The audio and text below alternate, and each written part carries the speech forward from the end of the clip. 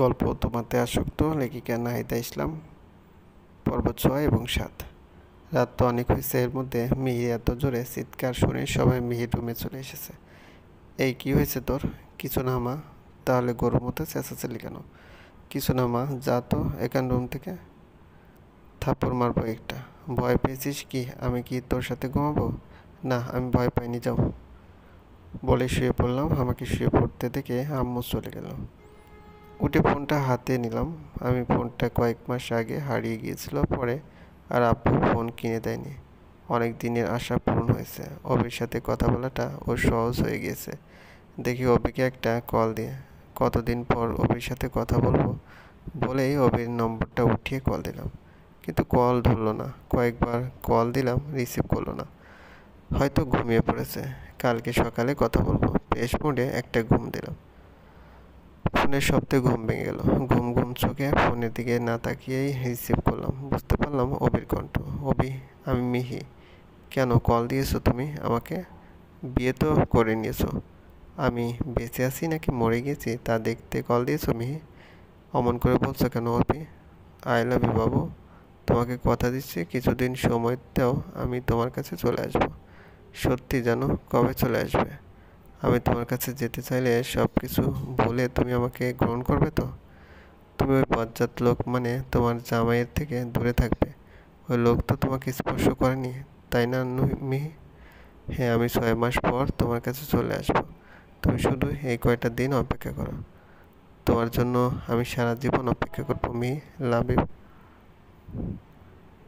অনেকক্ষণ দুজন কথা বললাম। মনটা ফুরফুরা হয়ে গেল। আর অব্রদের বাড়িতে যেতে ইচ্ছে করছে না। অভি আমাকে খুব ভালোবাসে না হয় কি বিয়ের পরও আমাকে নিতে চায়? আমি অভিকে বিশ্বাস করে তাহলে ভুল করিনি। এসব ভাবতে ভাবতে উঠে ফ্রেশ হয়ে নিই। জামা চেঞ্জ করে নিচে গেলাম। গিয়ে দেখলাম অপু মানে জিজু বসে আছে আর আমার কাজিনদের সাথে গল্প করছে। জিজু আজকে আবার নতুন করে গেট ধরা থেকে শুরু করে জুতা চুরির সব হবে।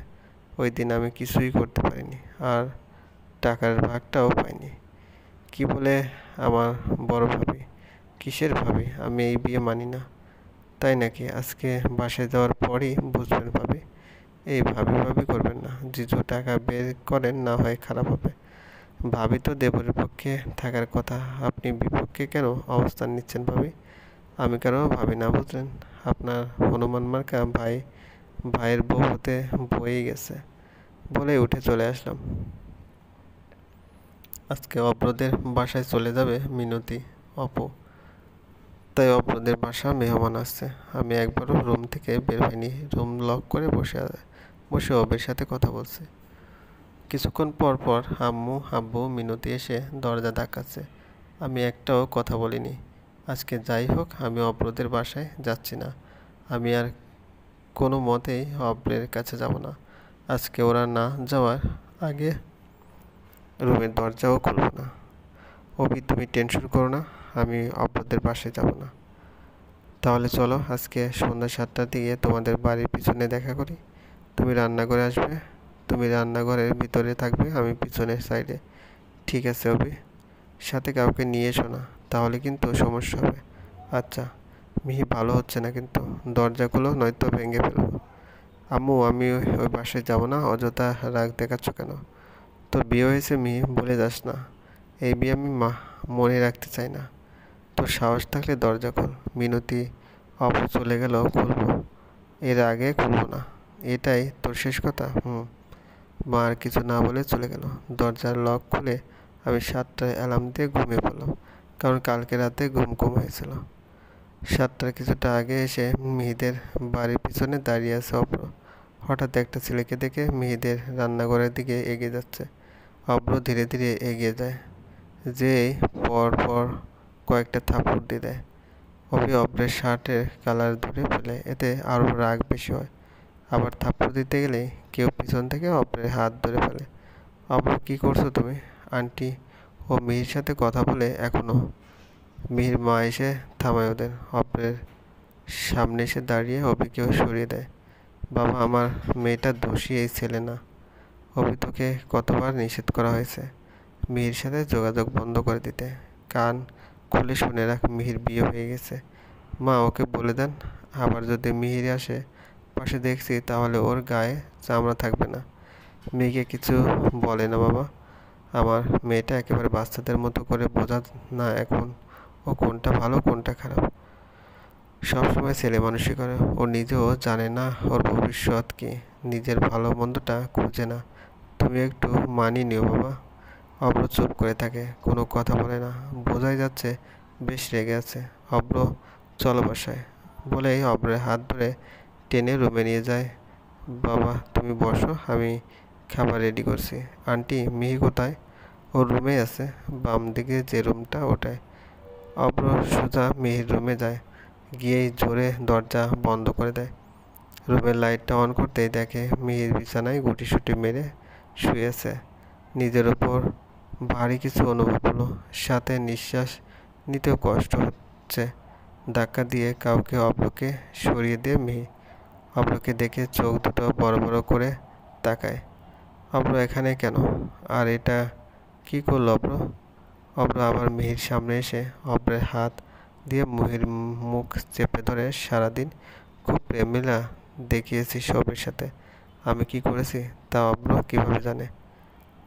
ভয়ে আমার গলা শুকিয়ে যাচ্ছে। আল্লাহ আমাকে বাঁচাও। চলবে। গল্পটি ভালো লাগলে অবশ্যই লাইক করবেন, কমেন্ট করে জানবেন।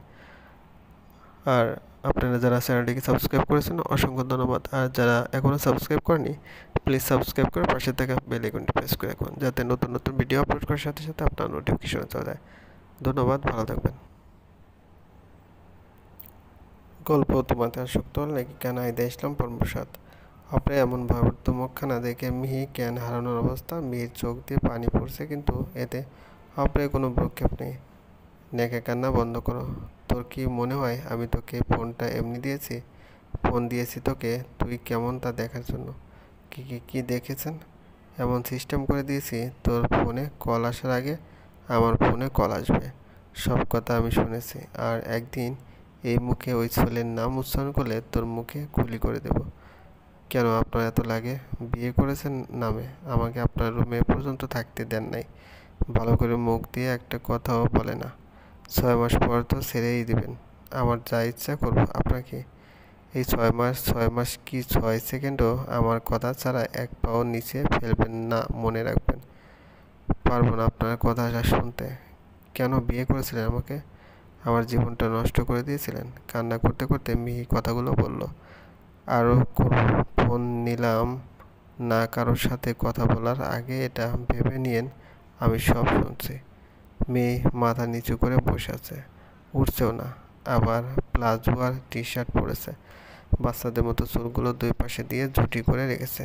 অব্র এবার মিহির দিকে ভালো করে তাকালে পুরো বাচ্চাদের মতো দেখাচ্ছে। গুটিসুটি মেরে বসে আছে একটিখানি জায়গাতে। রেডি হয়ে নিন। যাব না? জানতাম, তাই তো আপনার কথাগুলো ফোনে রেকর্ড করে রেখেছি। যাই আঙ্কেলকে শুনিয়ে আসি। এই না, যাব না। রেডি হন। যেতে ইচ্ছে করছে না? তাই? আচ্ছা যাই, আমি সবাইকে শুনিয়ে বাসায় চলে যাব। দূর যাচ্ছি তো। না না থাক, আপনি কেন যাবেন? আপনার যেতে হবে না। আমি বরং সবাইকে রেকর্ডগুলো শুনিয়ে বাসায় চলে যাব। যাব আমি আপনার সাথে, বলছি তো। এত কথা বললেন কেন? বলেই মিহি বেড ছেড়ে উঠতে যাবে, পরক্ষণেই মনে হলো এই পোশাকে কি অপরের সামনে দিয়ে যাবে? এতক্ষণ তো কথা দিয়ে পুরো শরীর ঢেকে দেখেছিল। তাই বলল, আপনি অন্য রুমে যান। কেন? আমি যেতে বলছি তাই। যাব না। তাহলে আমিও উঠব না। কেন? মিহি, এমনি যান। আপনি অন্য রুমে যান। এই আম্মু ওনাকে। এর আগেই অব্র মুখ চেপে ধরল। এত আম্মু আম্মু করেন কেন? যাব না বলছি, যাব না। আন্টি আসলে সোজা সব বলে দেব আন্টিকে, প্রমাণ সহ। অব্রের সামনে দিয়ে যেতে অনেক মজা লাগতেছে। হঠাৎ কাঁথা সরিয়ে আমাকে কোলে তুলে ওয়াশরুমে নিয়ে গেল। এত লজ্জা পাচ্ছেন কেন? আমি আপনার স্বামী হই, মনে রাখবেন। মুখে বললে স্বামী হওয়া যায় না অব্র চৌধুরী। আমাকে শাওয়ারের নিচে নামিয়ে উনি চলে যেতে নিলেন। আমি ওনাকে শক্ত করে জড়িয়ে ধরে শাওয়ার অন করে দিলাম। উনি আমাকে ছাড়ানোর চেষ্টা করছে। এক পর্যায়ে আমি বাধ্য হয়ে ছেড়েই দিয়েছি, অব্রের সাথে না পেরে। এতক্ষণ পুরোপুরি না হোক, অর্ধেকই ভিজে গেছে, এভাবে তো বাসায় যেতে পারবে না। খুশিতে নাগিন ডান্স দিতে মন চাচ্ছে। অব্র আমার দিকে রাগি চোখে তাকিয়ে আছে। আমি ডোন্ট কেয়ার ভাব নিয়ে অন্যদিকে তাকিয়ে আছি। এটা কি করলেন আপনি?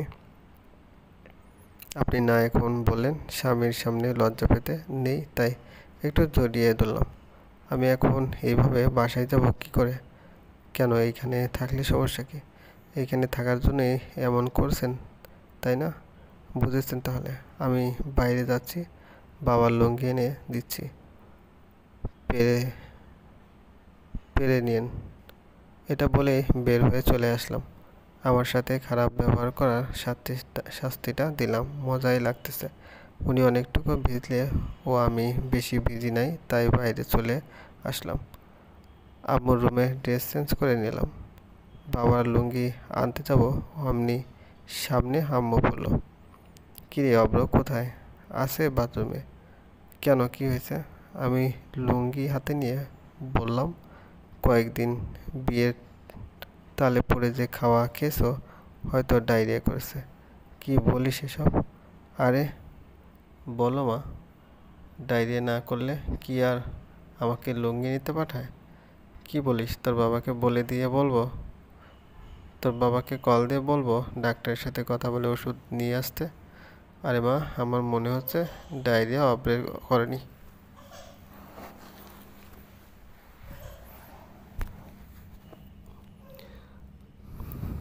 আরে মা, আমার মনে হচ্ছে ডায়রিয়া অপারেট করেনি, তোমার করেছে।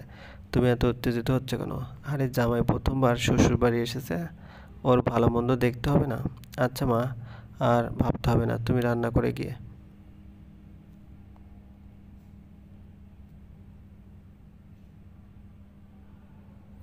আচ্ছা মা, আর ভাবতে হবে না, তুমি রান্না করো গিয়ে। আর এক মুহূর্ত দাঁড়ালাম না, আবার কি না কি প্রশ্ন করে কে জানে। রুমে ঢুকতেই অব্র ওয়াশরুমের দরজা ফাঁক করে বলে, লুঙ্গি আনতে গিয়েছিলেন নাকি ভারতবর্ষে ঘুরতে গিয়েছিলেন? তাই যায়নি, তবে ইচ্ছে আছে কাশ্মীর যাওয়ার। আমার লুঙ্গি দিয়ে পরে যেখানে ইচ্ছে চলে যান। ওনাকে লুঙ্গি পরে বের হতে দেখে আমার বড্ড হাসি পাচ্ছে, মুখ টিপে টিপে হাসছে।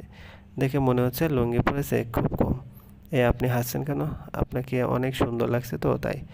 এর থেকে ভালো কিন্তু আমি লুঙ্গি পরাতে পারি। এই না না, আপনি আমার কাছে আসবেন না। আর আপনি কাকে লুঙ্গি পরিয়ে দিতেন যে আমার থেকে আপনি মেয়ে হয়ে ভালো পড়েন? আমাদের ভাই নাই তো?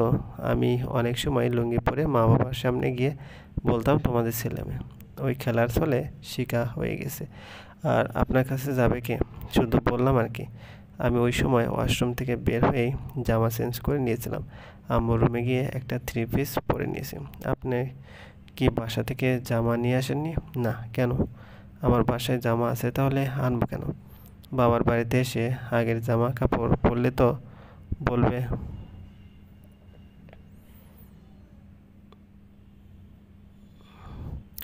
বাবার বাড়িতে এসে আগের জামা কাপড় পরলে তো বলবে আমি কিছুই কিনে দিইনি। কেউ বলবে না। এত অধিকার বা মায়া কোনোটা দেখিয়েই লাভ নেই। কয়েকদিন পর তো আলাদাই হয়ে যাব, তাই নিজেদের মতো করেই চলে উচিত মিস্টার অভ্র। কথাটা বলে আম্মুর কাছে চলে আসলাম। রান্নাঘরে এসে বসলাম। আমাদের মাটির চুলায় রান্না হয়। আম্মুর হাতের রান্নারও তারিফ করা লাগে। রান্না শেষ, অভ্রকে নিয়ে খেতে যা। আমি পারবো না, তুমি ডেকে আনো। তা বললে কি হয় নাকি? উঠে খাওয়ার রুমের দিকে যেয়ে আম্মু অব্বুকে ডাকলো। দেখলাম বাসার বাইরে থেকে ভিতরে আসতেছে। কোথায় গিয়েছিলেন বাবা? গাড়িতে একটা টি শার্ট ছিল, তা আনতে। ও তা বাবা, এখন তোমার কি অবস্থা? একটা স্যালাইন বানিয়ে আনবো? খাবে তুমি? আর তোমার শ্বশুরকে বলবো ওষুধ আনতে? আন্টি, এগুলো দিয়ে আমি কি করব? আর কিসের ওষুধ? আম্মু, কেন এখনই এটা বলতে হবে? আজকে তুই শেষে চলবে। গল্পটি ভালো